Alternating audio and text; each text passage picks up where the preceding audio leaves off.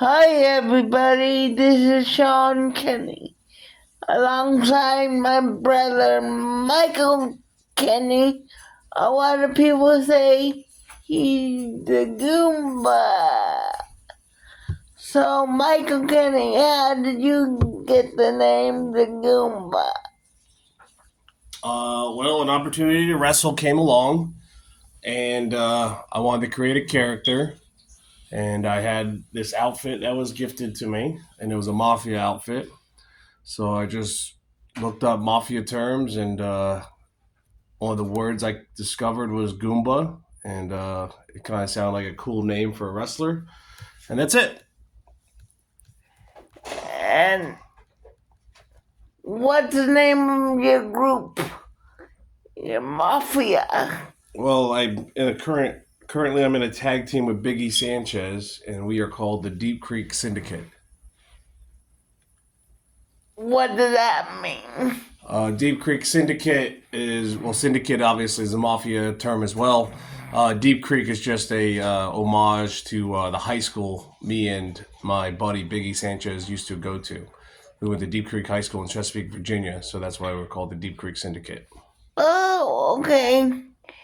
And did you ever try out for WWE? Well, officially, I never really tried out. I did submit a tape way back in the day in like 2001 to be on the show Tough Enough. Never got a call back. Yeah. But, and how hard was that once Tough Enough and to not get a call back? Well, it was humbling, but at that time, I know most wrestlers were pretty big, and I am 5'9", so the chances of me making it to get an opportunity in WWE at that time were pretty slim. So I understood. I definitely didn't fit the look that most of the superstars at that time had. Well, now you do. But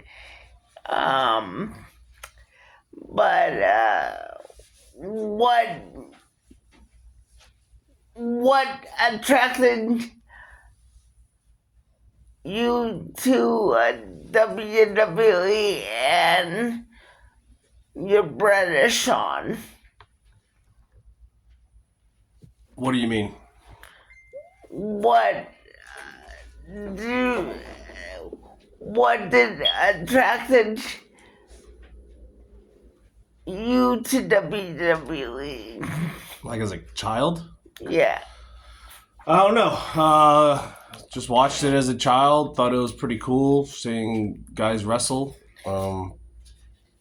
Just enjoyed the characters and the suspension of belief. At the time, I didn't know how unreal or unrealistic it really was. At the time, I just saw two guys battling out, and they were pretty convincing with their promos, and just the ring work was pretty solid. So as a young child, I had no clue as far as the inner workings and how much work it takes to make something believable. And I was just drawn to it. And you and I both love wrestling. And when we were both kids, it was something that we both enjoyed doing. So, do you see yourself trying out for a WWE contract? Absolutely not. Oh, how come? I'm pretty old now. I turned 41 this year.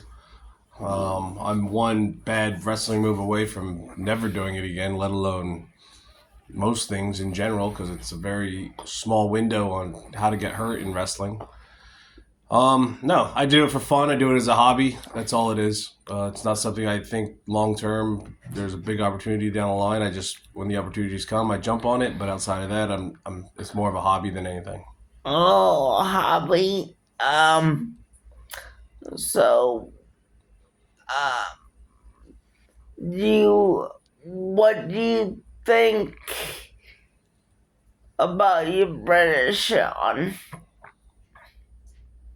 I know he is a dreamer, and he will continue to think massive, big picture, regardless of how unrealistic it is. And it's like the opposite of my thinking. I'm more of a realist. Um, I understand facts and probability, and that's how I live my life. As far as my brother as a person, he's cool, you know. Um, and also, I I love you for saying that, and um, I hope one day we both can either hang out or um hang, get the same impression of each other, but I don't think that will happen. But I could be wrong. I have no idea what you mean by anything you just said. Well, I no, I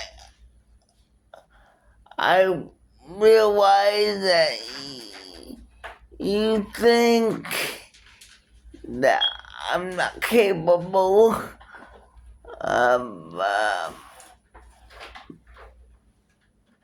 reaching my goal as a broadcaster,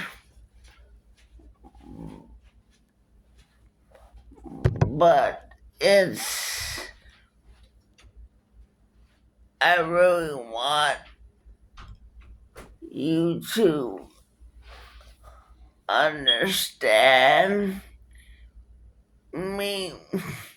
Why am I here on this earth if I'm in a wheelchair, Mike? And I don't have the answers, Sean. All right. All I know is when you have opportunities to do things that will make you happy, then I guess go for it. But if you pursuing something makes you happy and distracts me from what makes me happy or takes me away from what makes me happy, that's a little tough. So I mean, you have all my support as far as whatever you want to pursue. But if you need me to help you get there, and I already have my own stuff going on, it's a tough pill for me to swallow. So you can pursue whatever you want to pursue. I will never stop you from doing whatever you want to do. But I don't have the availability to assist you in making your dreams come true. okay. Um. So. Um. Let's talk about growing up with our sister. Um. How was that? I mean, me and Tina's relationship as kids wasn't the best. We grew apart pretty quickly when she entered high school. She became very rebellious. So after her dad passed away, did a lot of things that she had no right or no reason to be doing, and I was against all that. So as far as me and her relationship as children, it was not good, not good at all. But obviously, over time, we change as people. I am proud of her. She's accomplished quite a bit, especially for someone who put herself behind a bad situation. She overcame it. I mean, she had 4 kids pretty early in life, and she's taking care of it now. She's doing what she's got to do to survive and find happiness. So she has nothing but my love and support. Um, it's a shame that she's in California, but I am proud of everything she has accomplished. Well,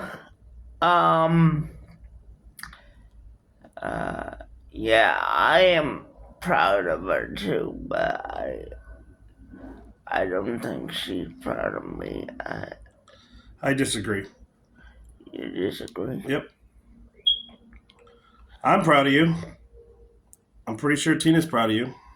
I don't know why you would think she's not proud of you. Because she doesn't call me on. We used to talk all the time. Well, she's busy. See, that's the problem. You don't seem to comprehend other people's lives. Like, I have 4 kids. You make me feel like you're a 5th child sometimes. I work full time. I have a girlfriend. And then I have all the outside work things that I like to do. So you're a portion of my life, but you're not the biggest. But I think that bothers you at times where you need me to do things or you want me to do things and I just don't have the availability. All right? I have to be a father of my 4 kids. I am your brother, but I'm still a father of 4 other kids who literally can't do anything on their own. You have proven your independence. You have proven that you can do things on your own. So I let you live. I mean, I much rather be able to oversee everything you want to do, but you make a lot of decisions without my knowledge and without my you don't let me get involved in any sense. And, I would say no to a lot of things you do, but I let you live. I treat you like an adult who can make his own decisions, and I give you your space. So, as far as Tina goes, same boat. She has 4 kids, a grandchild. She has her boy, she lives in California. She has a full-time job. I mean, everyone has lives going on. They don't have, you might not have what we have going on. That's why you have this free time. But you can't be mad at us because we don't have it. Or think that we think less of you or something because we just don't have the availability. First of all, I enjoy working. And I know you guys don't have that availability. And I'll try to work on myself.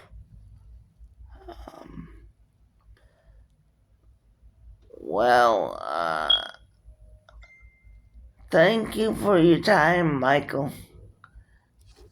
Love you. You're cool. Thank you. That's your Brotherly Love podcast for March 16th on awesome bear swooning day. Thank you for your time, everybody. Bye-bye.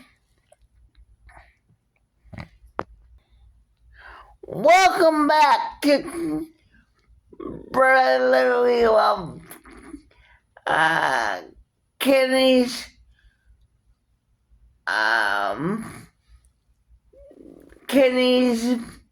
Brotherly Love. Well,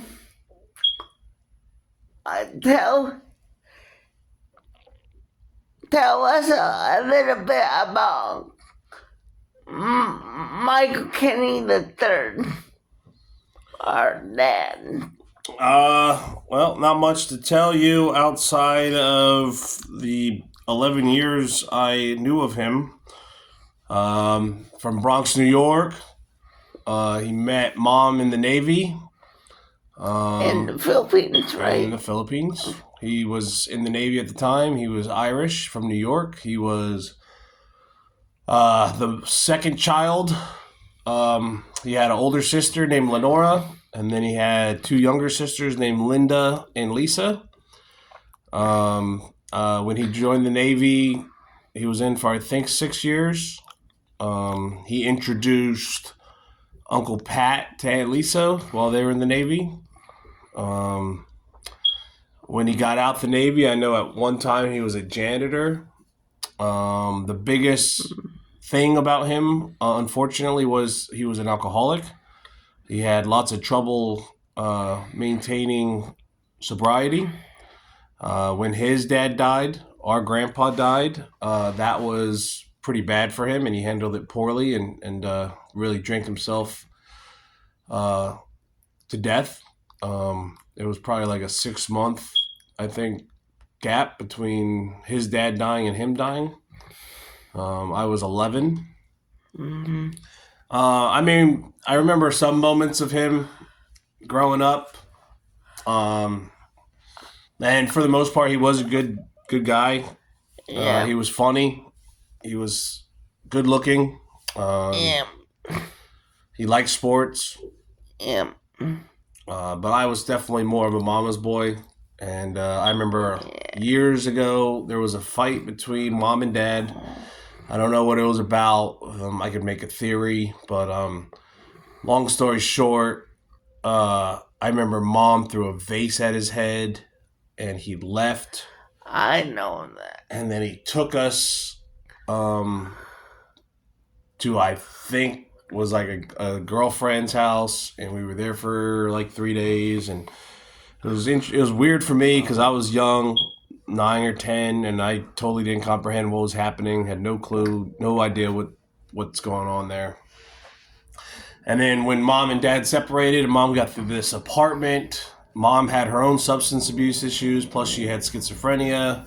Yeah. So she had her own mental issues going on. I remember she had a flip out one time and dad came and collected us. And I remember I was pretty much telling him I don't want to go. I want to stay here with mom. She obviously was in the right frame of mind for anybody to stay there with her. But I remember the look my dad gave me when I told him I'd rather stay. And it was almost like a respect that he appreciated that I would rather just be there for my mother. So that was something I remember as a child as it pertains to my dad. I remember like I was having a basketball hoop in the backyard and going out there and shooting hoops all day. Fun. And I remember my dad, like he'd come out there and shoot with us every now and then. But, I would assume he was the first person to get me a basketball. So he kind of helped me with the love of that. And remember the pizzeria when we would go there and play wrestling arcade games? That I don't remember too well. I remember going to video stores a lot as a kid. I remember we had Round Table Pizza living in California. Yeah, Round Table Pizza was big. Yeah. I remember there was like another place where they had slush puppies, and then they had this it was like a McRib, but it wasn't McDonald's. It was like a convenience store, and it was like a McRib sandwich, but it was like, as a kid, I remember just thinking that was like the best sandwich in the entire world, was this barbecue mystery meat sandwich. And then my mom would buy me comic books from that store all the time. And, for the most part, like we were poor, but we didn't feel poor. And we had like lots of action figures and comic books and football cards and baseball cards. Yeah, I ruined baseball cards. We had a massive backyard. 17 acres, right? I don't know. I don't know the numbers. But, no, I mean, like, when I look back, I feel like my childhood was pretty cool. Yeah. I definitely enjoyed it. I had fun. We had quite the imagination as kids. And we had, then we built a, tree house. Dad and he had a roommate. I know the roommate's last name was Kilbride. I'm trying to remember his first name, but it might have been Michael. Maybe it might have been Michael Kilbride.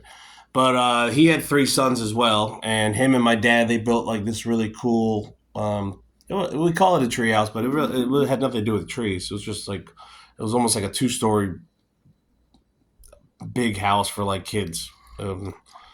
It's like almost like a human-sized dollhouse, so to speak. Now, that was pretty cool. What about Super Bowl 21? Do you remember? Well, we had Super Bowl 21 on VHS, and we literally would watch that a lot. And no, it was fun. Like at that time, cable television and television in general wasn't a big priority. We didn't make time to watch that many things on TV, so to speak. We had video games, and we had our own imaginations and action figures, and we would throw on our own little wrestling matches. But we did have a VCR, and we had Super Bowl 21 on VHS, and we literally would watch it, including the commercials, including the halftime show, like a straight recording. And that Super Bowl, which was the Giants' first Super Bowl victory, will definitely always have a special place in mine and my brother's heart. It was just a really cool moment for us. Technically, when the Super Bowl happened, Sean was only 2 or soon to be 2, and I was technically 3 going on 4. So like we weren't really fully aware of what it was, but as we got older, we would still watch this game and fell in love with all the Giants players and all the that 86 team was incredible. Bill Parcells, Phil Simms, Joe Morris, Zeke Mowat, Mark Bavaro, Carl Banks, Jim Burt, Lawrence Taylor, Harry Carson, and Phil McConkey. Yes. It was just a really fun time to be a Giants fan. Yes. And also, what do you think about Saquon Barkley going to the Eagles? Well, I'm a little disappointed in Saquon, in the sense where he went to a rival. As far as him chasing money and all that, I don't have a problem with it. Giants refused to pay him, which I agree with. I don't think he's deserving. Excuse me. I don't think he's deserving of a major contract. No offense. I mean, he is a top-tier running back, but he also is a injury-plagued running back. And if you can't guarantee him being on the field, you're paying for what? So I'm okay with him signing with another team. I'm a little disappointed it is the Eagles. I do think he makes any team better. So I think the Eagles are going to be better. I just hope that the Giants make the proper adjustments this offseason to be competitive. As of right now, it looks like the Commanders and the Eagles have made better moves in the offseason so far than the Giants have. I think the Giants' defense looks better. But if we can't get anywhere with our offense, it's going to be a bad season. Another long, drought-out season. And do you have any wrestling matches coming up? I do. I wrestle on the 30th. Me and Biggie Sanchez, the Deep Creek Syndicate, we are wrestling on the 30th in Lakewood, New Jersey, and we are facing Pablo Marquez, who actually used to be in the WWE. He was also in ECW. He's been a well-traveled independent wrestler and a mystery WWE legend. I kind of have an idea who it is. I'm not going to spill the beans. I'll let Sean make a guess. Who do you think this WWE legend is that's going to wrestle in a tag team match against Dagoomba and Biggie Sanchez, the Deep Creek Syndicate? He will be teaming with Pablo Marquez. Who do you think will be that mystery WWE legend? What's your theory? What's your prediction?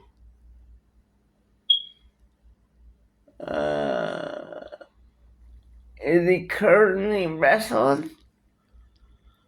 I mean, he's wrestling the independents, yes. Oh.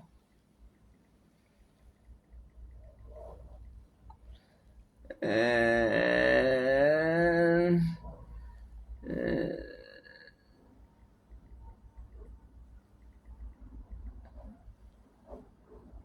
Big Show. Try that. That'd be interesting. I can't imagine me wrestling the Big Show. That'd be wild. Can't imagine it lasting a long time at all. But that's a good guess, and I'll let you know if it was him on the 31st. Okay. Well, actually, yeah, no, it's March. Yeah, 30 days, September, April, June, November. Yeah, 31 days of March. Is it taped? Is it who? Is it taped? Is it taped? Yeah, there's going to be cameras there. They film it. Yep. Oh. Yeah, you'll eventually get exposed to the match. I'll make sure you see the match. I also have another match right now, May 17th. That will be in what's the town? Hang on. It's not Glassboro. Where is it? If it went to Glassboro, I would go. No, it's nearby. It's So I do have a match in the middle of May. That's for X Brand Wrestling. Not sure who my opponent is at the moment. That is in Williamstown, New Jersey. That is more deathmatch wrestling. That is like more violent wrestling. As far as I know, my match won't be much violent, if at all. Yeah. I have an idea who my opponent will be, but we will see. It's still a couple months away. Things happen, things change. I know they were initially trying to get me in a match with a female, which I think would be hilarious. It'd be fun to be like a male chauvinistic, egotistical male, and I think that's a story in itself to have that against a female who are in the wrestling world are always underdogs no matter what. So to have a female against me, I think that'd be a fun story to tell. But as of right now, that is out the window.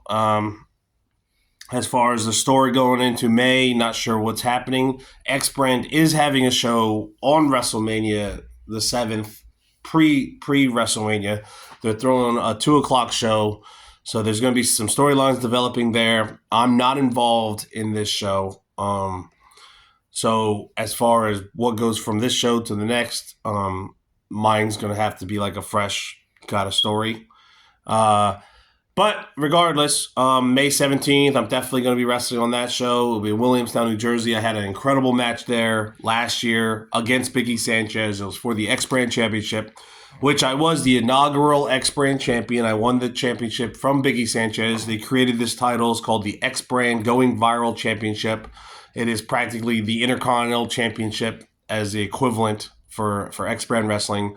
I was the first ever champion. I beat Biggie Sanchez. And then we had a hair versus hair match for that title. I won the title, but before I could cut his hair, his mom got involved, and he was able to escape. But the funny thing is, we had our rematch for the X Brand title. It was Nightmare at Glassboro Road. This is in Williamstown, New Jersey. This is exactly the same location we're going to have our next show in May. But me and him had a match, and I hit him with a belt immediately as soon as the bell rang, and I grabbed some head clippers, and I shaved the middle of his head as soon as the match started, and he wrestled the entire match looking like Hawk from Legion of Doom with just the skunk shavings right through his top of his head. And we had an incredible match. Absolutely proud of this match. If you have an opportunity, check it out on YouTube. The Goomba versus Biggie Sanchez. Nightmare on Glassboro Road. You should be able to find it. It is a hardcore match. It is deathmatch wrestling. It was called the Ultimate Duckery Match, which is a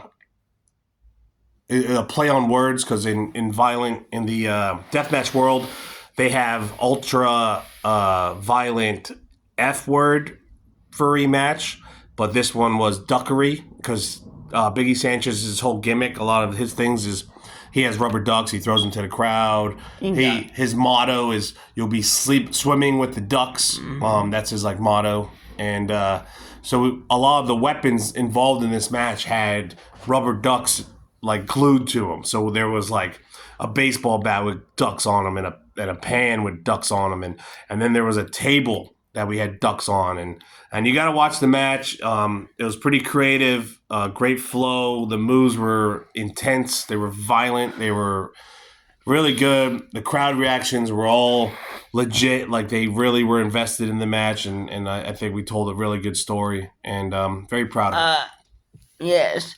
And now I would like to know one more question about